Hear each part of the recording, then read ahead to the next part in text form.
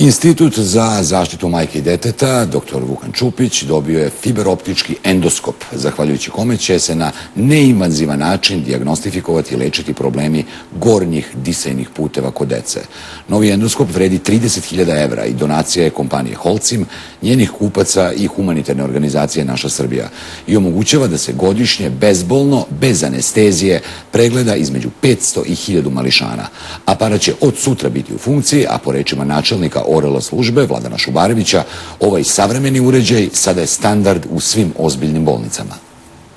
Pre svega je vrednost ovog poklona u tome što će on biti od izuzetne koristi prilikom različite vrste dijagnostike kod dece.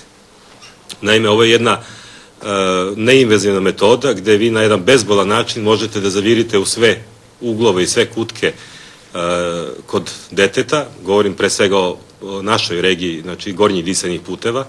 Znači možete da pogledate nepristupačne regije, sve ono što ne možete vidjeti golim okom, normalnim pregledom.